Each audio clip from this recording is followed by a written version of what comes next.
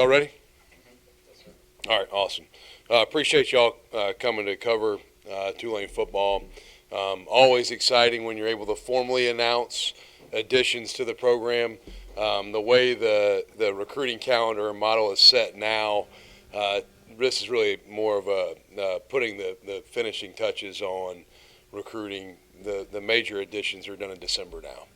February signing day is almost become an afterthought or a late signing day, if you will. December is where most of the exclamation points happen, and this is just kind of putting some finishing touches on a guy or two here and there. None of the recruiting class would happen without our staff. Anything, it takes a ton of people to really get to know these young men relationship-wise, build that trust, and then help them understand maybe their fit within the program. Some of those people that by name that have done a lot to help put this class together. Cole Hurd, who came with me, general manager. Courtney Lequette, she, during the transition from the last staff to the new staff, was really kind of a person that was sort of like glue. She just held things together. And when I had formally accepted the job here, but was not here on an official visit weekend, I was still in Troy, FaceTiming with recruits that were on campus, many of them which signed. And so Courtney was the one that gave me notes to make sure I knew who was who during that process. But she's really handled a lot of recruiting operations. Kyle Scheck-Snyder, who has joined us, is a New Orleans native, went to Holy Cross. He's overseeing our offensive recruiting boards for us. And so Kyle was big, really, with the local stuff as we've put things together. Hunter Sims, defensive recruiting specialist. Justin Harrop, Parker Pelche does all our photos and stuff. Those guys don't get enough attention. Parker and Cody, the unsung heroes in recruiting in the last few years, have been equipment and picture guys because everybody wants to do a photo shoot every time they take a visit. One of the best rules the NCAA has come up with in the last few years is that's only going to be allowed on official visits moving forward, which is going to give everybody better quality of life, I think. But before I get into the individual guys, just grateful for the decisions of the young men and the families that are joining us. We have a lot to promote here. I've said this many occasions, but so many great things about this place to attract prospective student athletes. Playing football at the highest level, FBS Division I, the academic excellence that this university is known for, and then being in uptown, the city of New Orleans. If you can't recruit here, you probably can't recruit. It's not that hard. And so I like to think I'm a decent recruiter. If I can't recruit here, I'm probably not very good at my job. So this is a very easy place to attract quality student athletes and their families to see why this could be a good fit. But in total, 32 new players were able to officially announce now. We kind of held off in December from announcing until today because of transfer portal, December signing day and February signing day. 16 high school, 13 transfer portal, 3 junior college, 8 from the state of Louisiana out of that 32. So 25% of the class is Louisiana ties, which I think is a quality group there. Other states represented: Florida, Mississippi, Alabama, Georgia, Texas, Arizona, Kentucky, and South Carolina are the other states represented. But really excited about the group we've added. There's some marquee names, I think, transfer-wise, high school-wise, that I think are going to bring great value.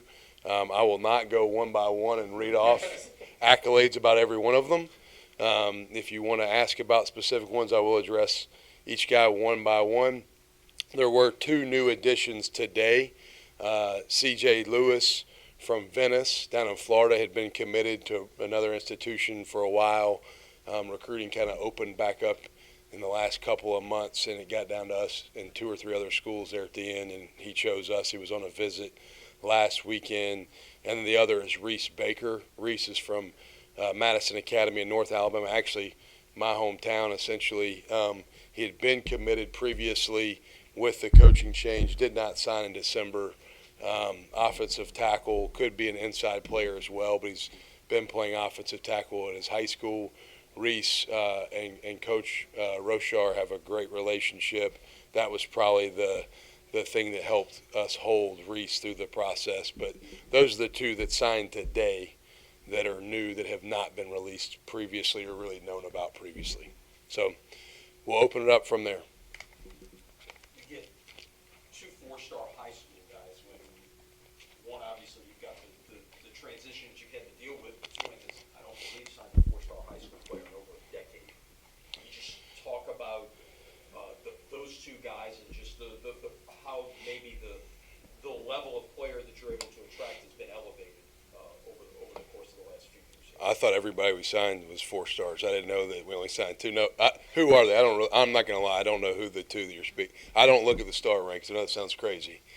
Now, Jaden and Dominic Stewart. Yeah. Dom just got announced as that. That's right. I did see that. Yeah, both high-level players. Both have known both of them for a while. Jaden was previously committed to Auburn, and I think through when you see things get added, transfer portal-wise, sometimes it may make guys reconsider where they're going and certain things being the right fit. Jaden's recruitment was interesting. He's a mid-year enrollee. He's on campus right now, going through workouts. He looks like a really talented young man. I just ran into him in the locker room on my way over here. And he's got great speed, athleticism, change direction. I think he can be an elite cover guy. Learning the football IQ piece at this level is going to be how fast can he develop and transition. And then Dominic Stewart is someone that I've recruited for a really long time. Went to Westlake High School, famously Cam Newton's school. But Dom really kind of came on my radar even bigger last summer.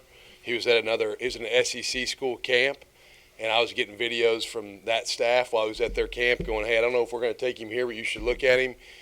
We got him committed at the previous place I was. He sort of reopened his recruitment kind of because SEC school started offering him once he put weight on.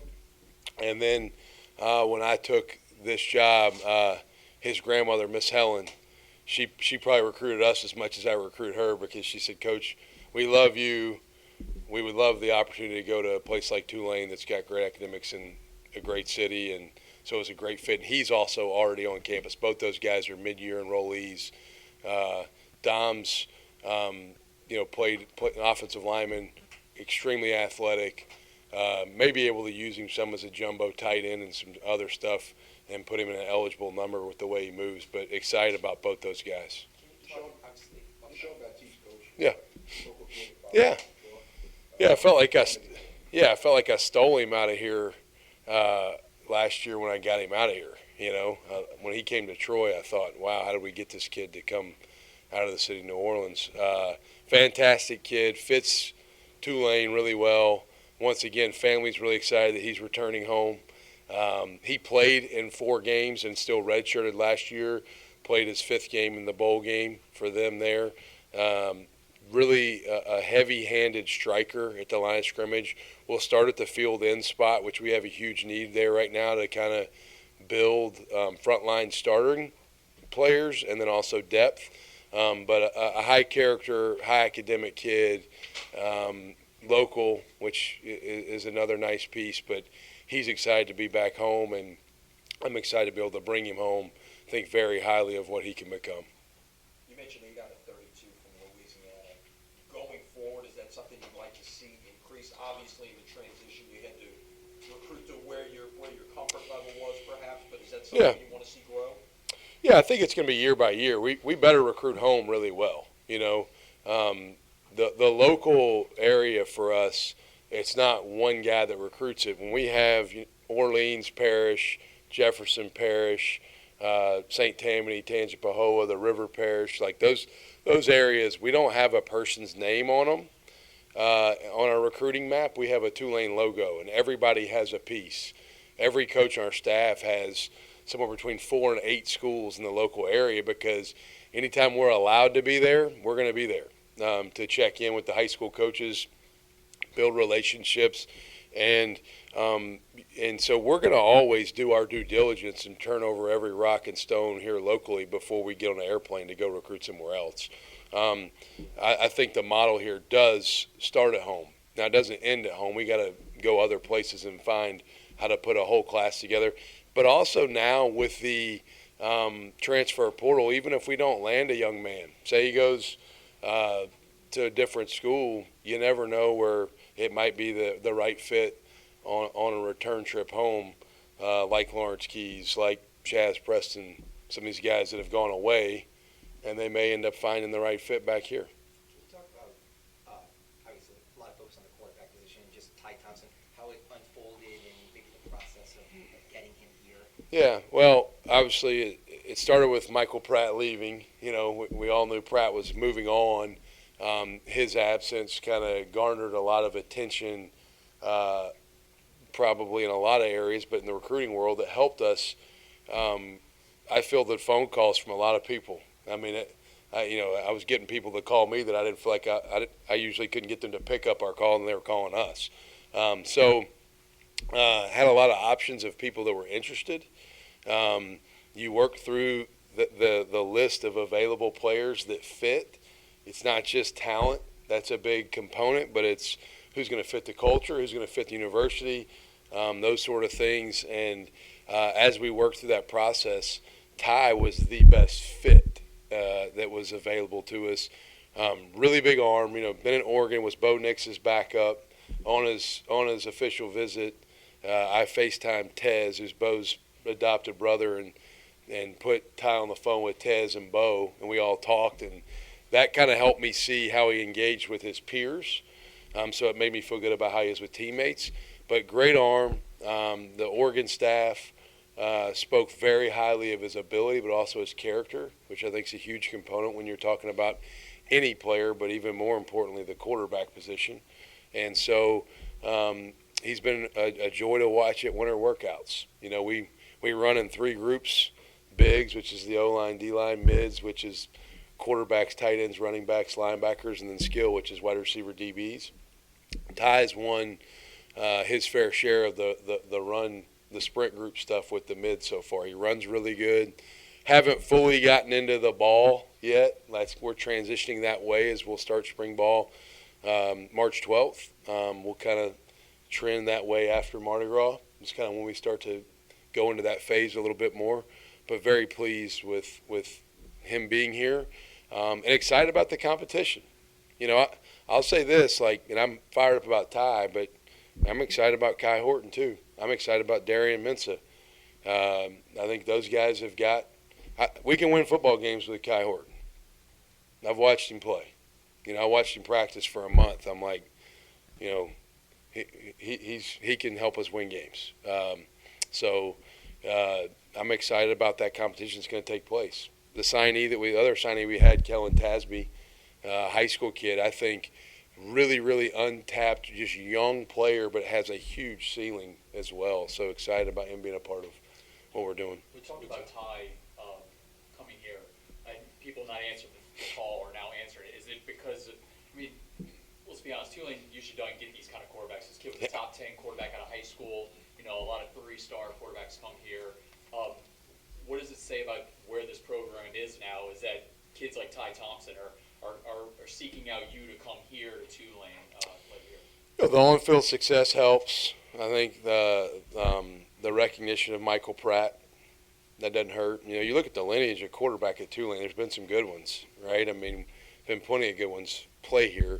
But I think the recent success that Pratt's had, the team has had, attracts guys more naturally and has drawn attention to what can be done here. The best indicator for future success is past success. He's seen the team do well and his position do well very recently, and so I think that helped elevate maybe that interest. So Ibieta, what's I know he had surgery. What's his situation? Yeah, he's in recovery. He's doing rehab, and what a wonderful kid. You know, it's unfortunate to have the couple of setbacks he's had previously and then have the one in the bowl game. He's a fantastic young man, great family, local kid. You know, he's doing school. He's going through the rehab process. You know, a lengthy road to recovery. It was not a minor procedure that he had done. So timeline for return, very to be determined. But love that kid, man. Rock star, just about the right stuff. Good teammate. Guys love him. Hate it for him. But he was in our team meeting we had this morning. We had a 5:50 a.m. team run, and then we had a team meeting at 8:15. And he was in that team meeting this morning to go through sort of some team building, core values stuff. And he's going to provide a lot of value to this football team, whether he's healthy or not, fully. And grateful that he's with us. And he's going to still be in the quarterback room, coach, going forward? Yeah, as of right now.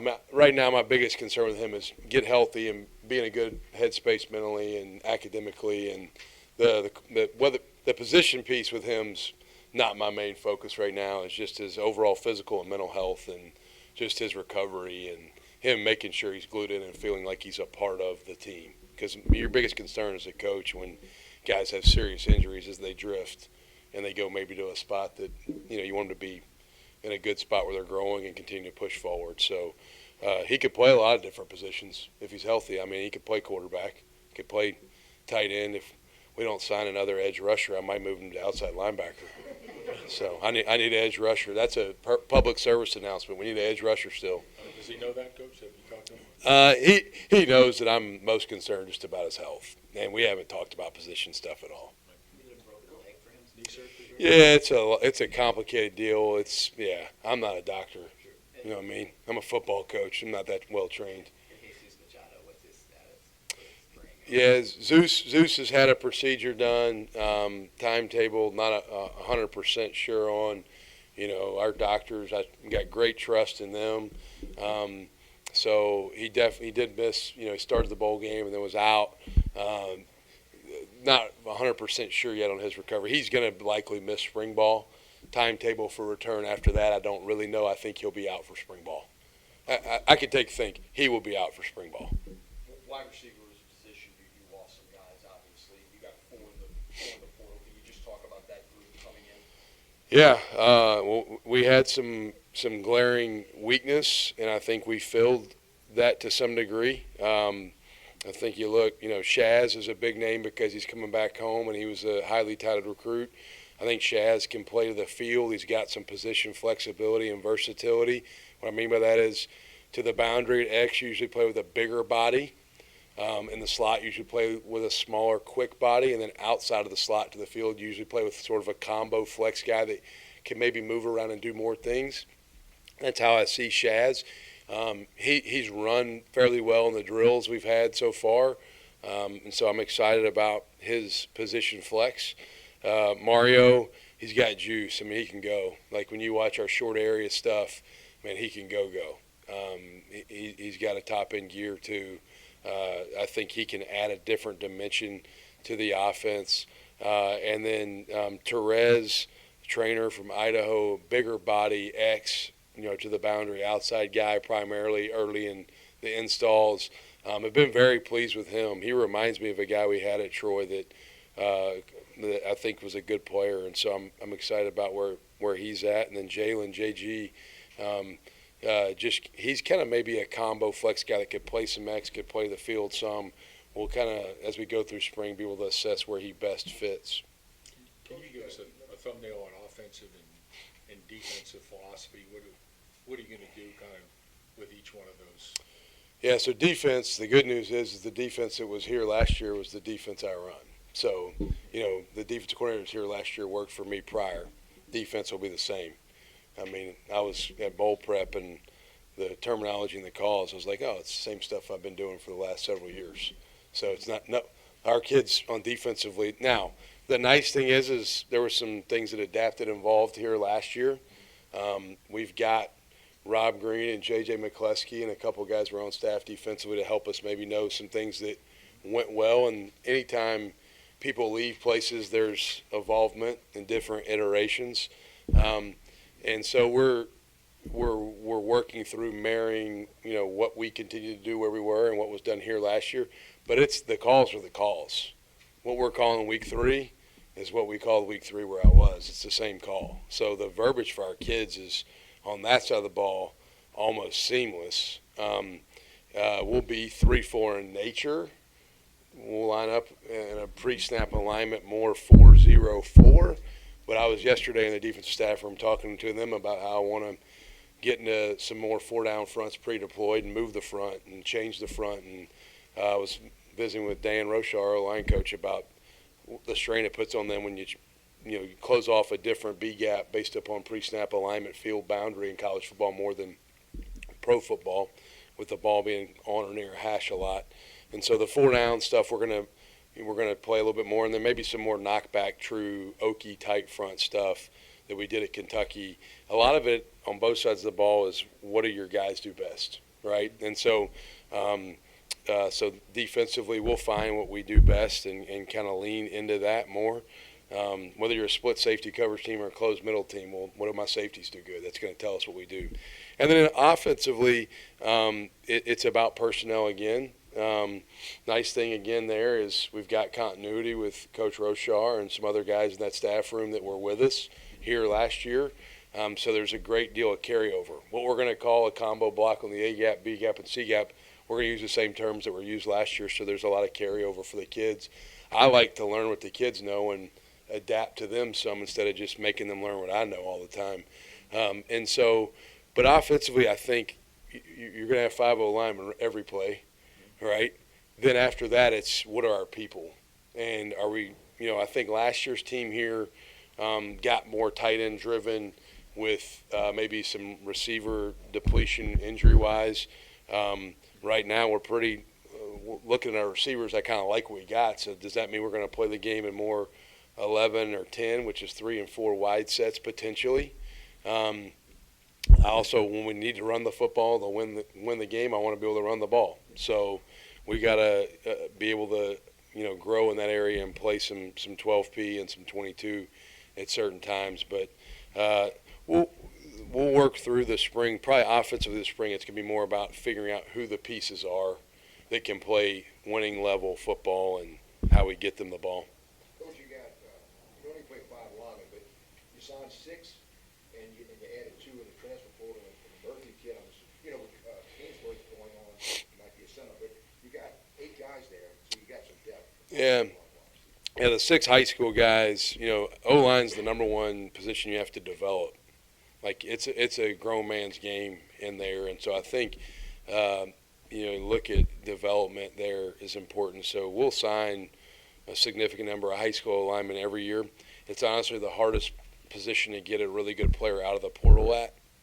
They're coveted at every level, and I don't care if you're NFL, college, or high school, O-linemen are always coveted. And so that's why it's such a big high school class. And then the transfer that you spoke on, Vinny, has played real snaps. He was a South Carolina signee out of high school, transferred to Western Kentucky, was a 2-year starter there in a successful offensive system, and so he's got skins on the wall. He's been in the fire and played the game at a high level. And then R.J. Whitehead, as a junior college transfer, think's got an upside to him that we're excited about. But we do have to replacing Sincere. That's a big on-the-field loss. It's also a big locker room and character loss. Fantastic young man. Sincere was an absolute joy to just be around during the bowl prep month. Sincere came to my office one day in December seeking guidance on how he could lead the team during the transition. I was like, wow, this guy's big time. I don't know what his football ceiling is, but he might be a CEO somewhere one day. And then left tackle, we lost Cam. That's a big loss too. So we've got to kind of bolster those positions still. Still would be looking in the portal there. Another public service announcement. Big picture question with this recruiting class. How difficult was it to put this class together, considering you had a short time coming here? I'm sure you still were recruiting guys when you were at Troy, but trying to also re-recruit the same guys that maybe you wanted to stick along with this class come here. What's been that process, and considering how it ended, do you feel like, hey, circumstances, I was able to get the class and the guys I wanted? Yeah, I think 16 high school guys is a really good number. And then 16 total transfers, 3 junior college and 13 transfer portal. That's the world we live in now. I'm very grateful for the staff that was left behind here that did not leave and continued to work, because without them, none of this would have happened or worked out. Even though he's moved on, very grateful for Slade Nagel. Slade led well during the interim, and I think was a great ally as I was transitioning into onboarding. And then the staff that was here, I think, did a fantastic job. The biggest challenge on the December signing day was I brought Cole Hurd and myself from where I was to finish out recruiting, and nobody else. So that was probably the hardest part. Once we got through the December signing day, I've kind of felt like I've been on a smoke break a little bit. It's been a lot easier because I've had help. If I can follow, back to Thompson, I know when you have a kid that's in a Power 5 and they have other Power 5 offers, just the importance of the NIL initiative and, what they meant to that, and maybe how hard or easy it was, knowing there was competition out there. Yeah, there's no secret that the world we live in, NIL matters, right? The way we're going through the transfer portal process, though, with recruits, if that's the first question they ask, the next answer they get from me is bye. I want guys that love football, that care about the right fit, and making that decision before they want to know, hey, do you have a collective? If that's what their first question is, then it's probably not the right fit. Now, do we need to have a strong NIL initiative to be successful? Yes, very much so. And if you do not, you can either, no different than the transfer portal, you can either embrace it or die. NIL collective world, you can adapt and embrace it and evolve, or you can die. And while it's, a part of what we do, it's not the first conversation. But you don't get great players without them being aware that that is alive and well and functioning healthy at this level anymore. Does not exist. And so, but the beautiful thing is on all the transfers, all the high-level ones, like Ty, the ones that are the marquee names, Mario, those guys, Shaz, that didn't come up in my conversations. That was not a part of my conversations. My conversations with them were, hey, here's where you'd fit on the field. Here's the academic opportunities. Here's the connections that coming to Tulane can give you, and they start to see some of that. And then if a guy walks in and the first question he asks for me is collective NIL, the number, I'm pretty much out. You inherited your strength coach at Troy. You brought him with you here. Obviously those guys are unbelievably important to the program. What do you like about him? Man, I love Whit. I've told this story. When I took the job there, I had every intention of bringing a different strength coach that was going to be my own. The first thing I did when I took the job there was I met with about 15 players that were leaders on the team, and I asked every one of them, hey, nobody's been happy with 5 wins a year. What 2 things do you think need to change immediately to get this thing better? And what 2 things do you think I need to keep the exact same? And every one of those young men said, keep Coach Whit. And I thought, wow, okay. And I wrote those down, and I tallied up what everybody said. And then I started to have more intentional, detailed meetings with Rusty. And I figured out through those meetings that me and him were more alike than different and very much aligned. He's been in college football a long time. He's also, when 9/11 hit, he left the coaching profession, went and joined the Army and became a Green Beret. So he's a pretty tough dude.